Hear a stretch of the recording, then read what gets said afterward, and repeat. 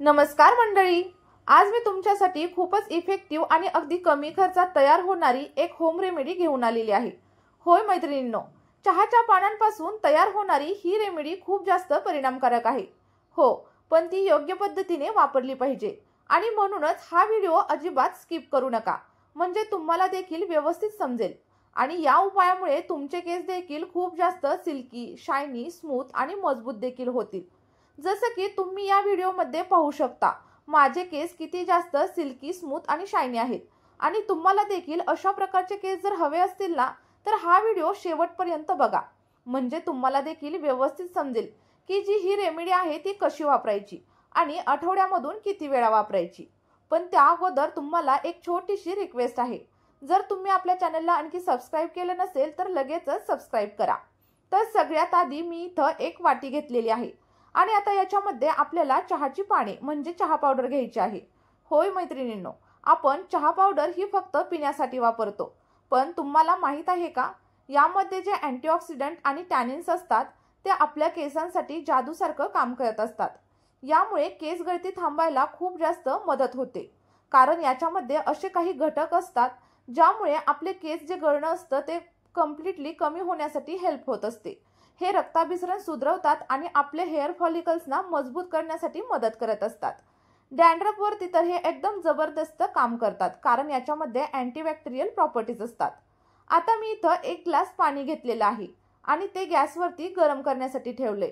गरम झाल्यानंतर याच्यामध्ये आपल्याला 2 चमचे चहाची पाने म्हणजे चहा पावडर टाकलेली आहे।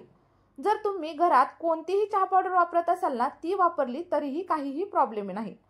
चहाची पाने आपल्या केसांना काळसर, हेल्दी आणि स्मूथ बनवण्यासाठी हेल्प करत असतात। तुम्ही पाहिलं असेल की अनेक लोक मेहंदी लावताना ना चहा पावडरचा वापर करतात, त्यामुळे ना आपल्या केसांना खूप सुंदर असा कलर येतो। स्कॅल्प पूर्णपणे स्वच्छ करण्यासाठी देखील हे खूप जास्त फायदेशीर आहे। यामुळे आपल्या केसांमधील जे डेड सेल्स असतात ना, ते देखील निघून जाण्यासाठी हेल्प होते। इथं मी साधारणतः 5 ते 10 मिनिटं चहा पावडर मस्त अशी उकळून घेतलेली आहे। त्यानंतर पाहू शकता पाण्याला किती जास्त डार्क असा कलर आलाय। आता आपल्याला हे पाणी उकळल्यानंतर गॅस बंद करायचा आहे आणि पाणी ना थंड होण्यासाठी ठेवून द्यायचं आहे, जेणेकरून सगळा आर्क याच्यामध्ये उतरला जाईल। पण लक्षात ठेवा, पाणी पूर्णपणे थंड झाल्यावरच वापरायचे। आता बघा, इथं पाणी पूर्णपणे थंड झालंय आणि पूर्ण जो आर्क आहे ना त्याच्यामध्ये उतरलेला आहे। आता हे जे पाणी आहे ना, ते आपल्याला एखाद्या गाळणीच्या साहाय्याने किंवा मग कॉटनच्या कापडाच्या साहाय्याने ना गाळून घ्यायचे। आता गाळून घेतल्याच्या नंतर जो काही आपला आर्क तयार झालाय ना, तो आपल्या केसांसाठी अतिशय उपयुक्त आहे। या आर्कमुळे आपले केस हेल्दी, मजबूत सोबतच ना चमकदार बनण्यासाठी खूप जास्त हेल्प होणार आहे। त्यानंतर आता बघूया याचा वापर कशा प्रकारे करायचा। बघा, बहुतांश जे लोक असतात सर्वसामान्य, तो साधा शॅम्पू वापरणं पसंत करतात। तुम्ही तुमच्या आवडीचा कोणताही शॅम्पू वापरू शकता। मी इथे एक साधा शॅम्पू घेतलेला आहे, जो की प्रत्येक ठिकाणी सहज अवेलेबल असतो आणि अगदी स्वस्त देखील असतो। आता हा शॅम्पू आपल्याला चहाच्या पाण्यामध्ये टाकून घ्यायचा आहे आणि व्यवस्थित असं मिक्स करून घ्यायचं आहे। जोपर्यंत याच्यामधून फोम बाहेर येत नाही ना, तोपर्यंत व्यवस्थित आपल्याला हा शॅम्पू मिक्स करायचा।